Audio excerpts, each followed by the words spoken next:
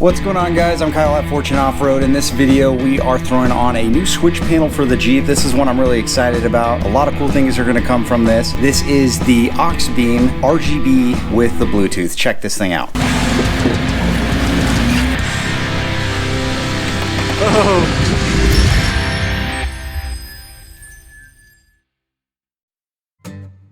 So you can see I've got my Auxbeam shirt on here. We're sitting in the Jeep getting ready to tear things apart. This couldn't have happened any better. I was getting ready to go onto Auxbeam's website and buy myself a new 8-gang switch panel for the Jeep, and this would actually be my third panel from them. So I had a green one back in my Suburban that was awesome. I decided to get one for my Colorado too in the overhead panel. That was a really cool one, and that was a blue one, which cost a little bit more because it was blue. But fast forward to today, right when I was about to go get one, Simon from Auxbeam reached out to me and said, hey, would you like to try out one of our panels for your Jeep? And I was like, dude, this couldn't have happened at a better time. Yes, I would. So Simon hooked me up with the newest version of the switch panel. Notice before I was saying blue and green switch panels, pretty much all of them were just green. And if you wanted a blue one to match the interior of my Colorado, you had to pay more money to get that, and it was just really limited on the options. Well, now they have one that is RGB, meaning you can select pretty much any color for your switches, which is a huge upgrade already. And then on top of that, they have a Bluetooth option where you can connect this to your phone, and it really just opens up a world of possibilities for this thing. So I'm really excited. Let's open the box and figure out what comes with this kit, and let's start putting it on the Jeep. If you want to switch to any specific part of this install, just look down in the description. I'll try to put some tags down there for you guys so you can just jump to the part you want to see. Obviously you have a great manual, your labels, a couple stickers, but the control box is very well sized, so it's not going to take up a lot of space. You've got another breaker, you've got the control panel itself, which is aluminum, very well made, a couple different mounts here, a swivel and a flat, some anti-fuses, your ACC line, got some hardware, your controller cable, you've got a plastic cover in case it's out in the weather, some heavy gauge wires, some zip ties, a mounting bracket for the control box itself, and really everything you need to complete this kit. So I've got these Nightlight flush mount lights on my grill there, and they had a ton of options. So it actually comes with a relay and a controller for it and all that, but this we're just gonna be able to take out. And then I think what I'm gonna do is try to utilize these same bolts right here on my inner fenders and have that box mount right here. Now it does come with a couple mounting options for the control box. I think I'm gonna end up going to the press brake and bending up some of my own steel so we can have a kind of a better fit in here, because this is just some random distance between these two bolts. I don't really want to drill through these aluminum fenders for no reason. We'll see if we can get something to work. If not, I'll try one of theirs. So to me, one of the best parts about a successful wiring setup is making sure it looks good and it's nice and tidy and nothing's going to get tangled up in there. So this can be a time-consuming process, but take your time doing it. I still don't have any type of jet to cut this stuff out, so I'm cutting it out by hand, no biggie. And really what I'm doing is just kind of getting a basic idea for a plate to mount the controller on. I'm not using an angle finder or anything, I'm just kind of going for it. And then once I find an angle that looks good, then I'll keep it. We're going totally old school. I'm not even using a vise or a drill press. I'm just drilling these out on the rock slider of the Jeep.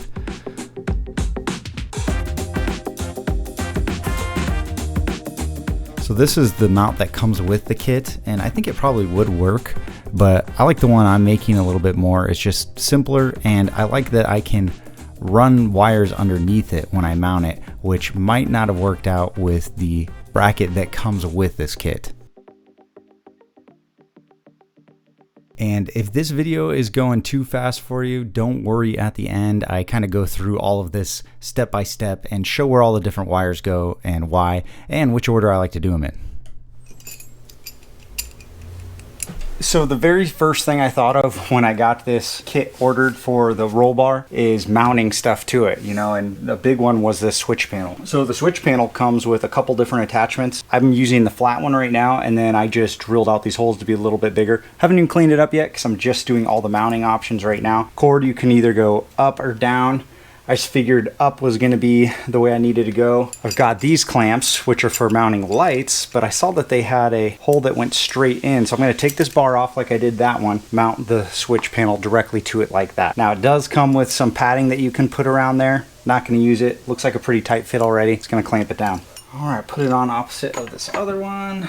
Take a little bit of paint off, but just get a little brush and fix it up later. All right, the roll bars mounts are on pretty good. Looks like this bolt is just a little bit too long. It was originally designed to go through something that was way thicker. So I'm gonna have to get some new bolts for this that are considerably shorter. Not a big deal. Hopefully a little bit skinnier too, because it's kind of touching the side of this a little bit. But anyways, when I think about mounting something like this, my whole goal is to have it close enough to where I don't need to scoot my seat forward. I don't even need to lean forward. I can just touch it all from where I'm sitting. Because remember, if you're on those crazy obstacles or you're on your side, whatever, you don't want to have to take your seatbelt off. You don't have to be taking your shoe off and pushing it with your toes or whatever. Just hit it from the seat. So originally, if you watch my last video of when I put in the cage, I didn't know if I was going to be able to clear this because I had some different mounts originally, but the other option was to put one right here. All right, we got the panel on there. So I ended up just cutting these threads. And first I put a nut on so that way after I cut them I could back it off and it would save the threads, so it worked. And now we've got it mounted up, so it's nice and square right there in the middle. Get a better idea of what this is all going to look like when the dash is put back on, but we're going to put some LED lights in the gauges, and I've got some other buttons and switches we have coming in later, so don't worry about that for now. We'll get there. Got the stickers put on there. This is what I'm projecting as of right now. A little bit of a sneak peek at some future plans.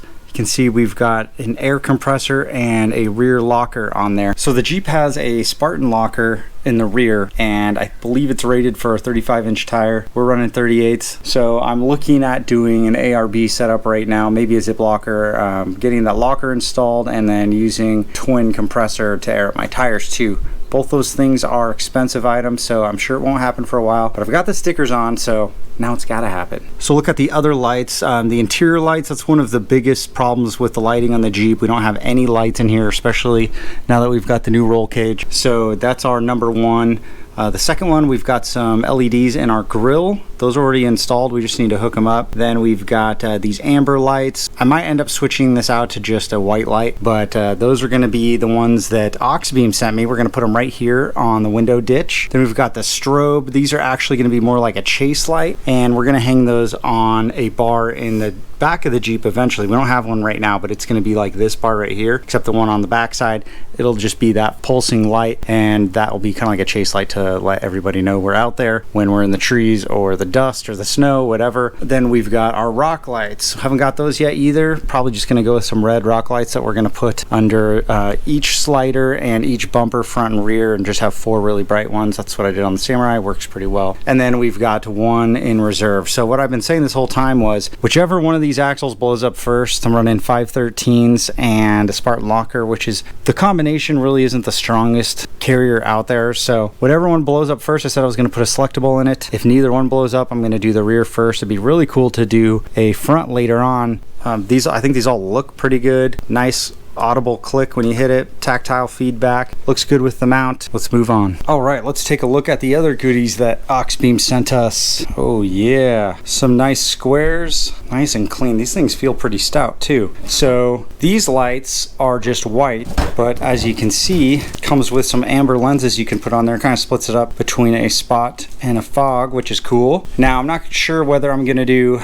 amber or white for those, because these lights on the front right here, these are actually a two-tone one that I have from Nightlight. The middle is amber, and then the top and bottom are white.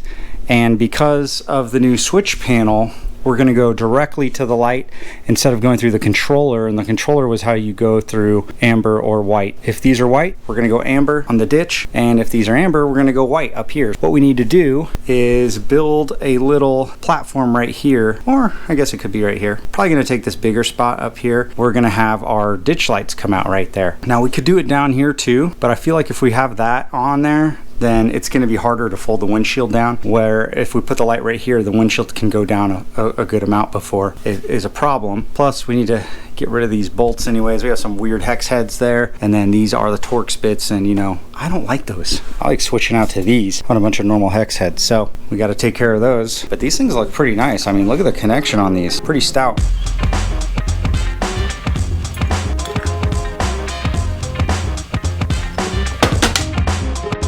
Alright, use the bender to make some little brackets that can hold the lights. So, should look something like that. So that's what I'm shooting for. I weld it on the underside there. Put it in line with this body line right here. I think that's gonna work.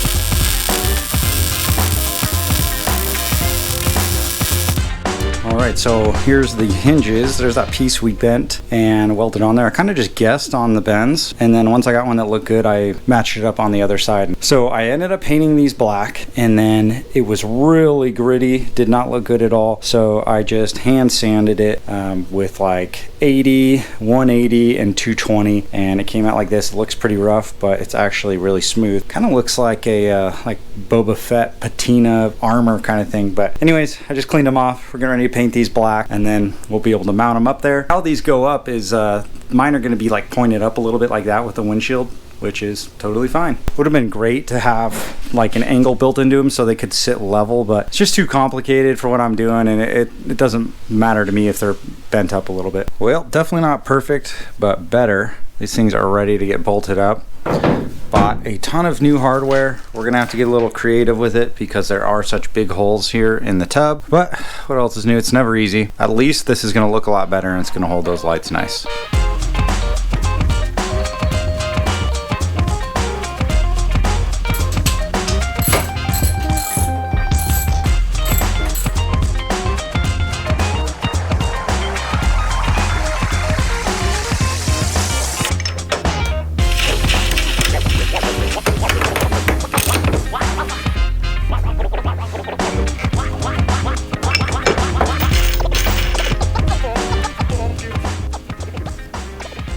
So this is the wiring harness for those lights, and you know, they've got the relay in there, they've got an inline fuse, quick disconnect, all this stuff. We don't really need it, we just need this part to plug into the light, and then our control panel has all the fuses and the relays that we need. So we're gonna end up cutting this up. But if you didn't have that yet, this is pretty sweet setup, because all you have to do is hook up the positive and negative and then plug your lights in and they work.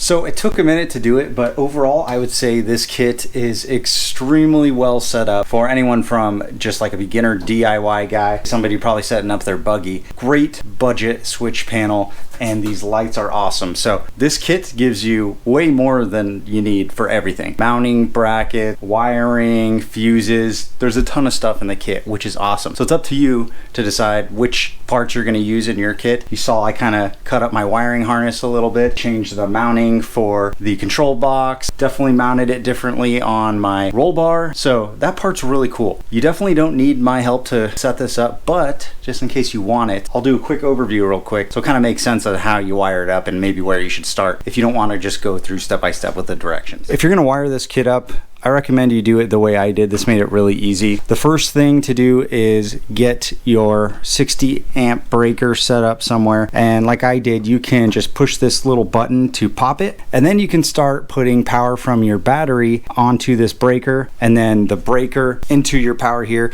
So basically this is just flowing power from your battery into the controller. Pretty simple. You need to do the same thing with your ground setup, so you can just go to the negative side of your terminal. That was the easiest for me, and remember, we're still not getting any power because you can have this trip. Then you need to find a good place to mount this. Sometimes you might want to do that in reverse. Like for me, I've got it mounted to the top of this fuse box, and the cool thing is these screws just barely go into the fuse box. I gave myself a bunch of slack right here so I can pull the fuse box cover open, and I can even rotate it and look under it still. So that worked out well for me. I didn't want to drill into my fenders, so I just bent this little piece of steel up, and it holds this box quite nicely. So that gets you power to your box. Then the next thing you'll want to do is figure figure out where you're gonna set up your switch panel. Now, the panel has a 4-prong connector. So first, put your panel where you want it. Then you can route your cord. I just went through the firewall under the steering wheel, and then that comes out right there, and that's what this 4-prong is right here. So you have power to your box. Now you have the controller commanding the box. The last thing you need to do is get power from your ACC. Your switch panel is going to turn on only when the key is on. If you were to go straight to the battery with this, it would just be on all the time, so you wouldn't want to do that. So that's pretty much it. You need power to the box, you need the controller to come to the box, then you need the ACC to turn the switch panel on. It's that simple. When you think you have everything hooked up, then you can reset your breaker here, and you can start unscrewing all these little Phillips, and anytime you want to put one in, you just plug the wires in. So I'm going to use this whole panel up right now. I don't have everything ready. In the next video, we're going to start getting a bunch of accessories hooked up to this, but for now, I have my lights in the grill, these lights on my windshield ditch bracket. So this was super easy to make. You don't even have to bend a piece. You could just go flat with it. And in fact, if you went flat, it would go like this and you wouldn't have to tilt your bracket down. Worked well for me. I think aesthetically, if the light was a little bit lower, it probably would look better. But for me, this is great because, like I was saying before, now I can fold my windshield down and it'll actually go a lot further. I haven't tested it out. It might go all the way down. All right, now for the best part of the switch panel, and this has probably been out for, I'd guess, a little bit over a year now. I had no idea. I was just gonna buy the regular one until Simon offered this one up to me, and I'm glad he did because this one is awesome. I'll show you why. The manual that comes with this thing is really nice. You can just tell by feeling it. It's nice and thick. A lot of really great instructions in here. And then on the back, you've got your QR codes. So Android, iOS, you just scan this thing. It takes you to the Apple Store or the Play Store, and you can just download the app really easy. So the app looks like that. It's just called Switch Panel. When you open the app, it just goes straight to this. It's got a little preview of the panel on top and then all your RGB stuff. And it even has a brightness right here on the horizontal. If you mount your phone to the side like this, it's just the switch panel. And the crazy thing is you can label all of these, of course, but when you push them and it's on, it actually activates it. So you could be like sitting in a restaurant, and as long as you had power on, you could hit these things and honk your horn or make the winch go in and out, whatever you have set up. And that is a really cool option. So if your switch panel is broken, you don't have a place to mount it yet, but you have a place to mount your phone, you just have your phone hanging out up here and you can hit all this stuff. Anything you do is just a live Bluetooth connection to the panel. So let's get the ACC on. Mine's set to red because I just changed all of my gauges to red. See if I can get these both in the shot. So first you have to connect to the panel you have. Once you hit Bluetooth, it just asks you what panel it is. Turn Bluetooth on up here in the corner, and now it's saying here is a connection for you. Hit connect, and now it's got my panel on there. So I've got these both in the frame, and check it out. As I change this around, look how fast that is. Turn this brightness up and watch as I do it. Looks kind of white on the screen, but that's green right now. That is awesome. So you can match it to whatever you want. You could really nitpick the color, but on the bottom here I just go red, then my switch panel turns all red. So it's something that I wish I would have had a lot earlier, which this kit is really cool. You can go down to the bottom and hit mode, and then for each one you can select what you want it to do. So right now I have my interior light button that isn't set up yet. Let's go with my amber pods that I put on the windshield for now, and you can see you have toggle, momentary, and pulse. Right now it's on toggle, so that means when I hit it, it's just going to turn on. You can see them on right there pointing on the hood, and then you hit it again, turns off. But what if you hit momentary? Well, it's just how it sounds. It's only going to come on when you push the button. So that'd be perfect for like a horn, anything else that you just want to come on for a second. But that's pretty sweet. Okay, so let's check out the last one, and it is pulse. Hit it, you can see them flashing, and then there's a pulse button on here, so you can turn it up. Now it's flashing. Dude, that is really cool, because like if you're at King of the Hammers or something, or you wiped out on the side of the road or something, now you've basically got like some super hazards. So I'm gonna keep this one on toggle for now because I don't need them to be all flashy. But you could set that up and change it. It's not like you have to just, you know, keep it on one thing. Once you do it, you can change it later if you want. So you can see one of my buttons on here is strobe. Those are gonna be for my chase lights, and I'm definitely gonna use that pulse option to have those lights kind of flash behind me.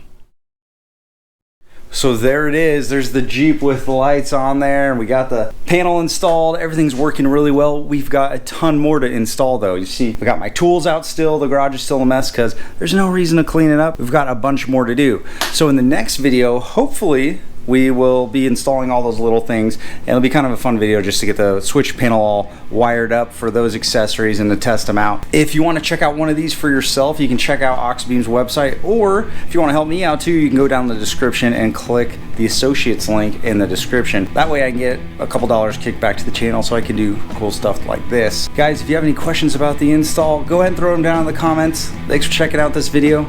See you guys in the next one.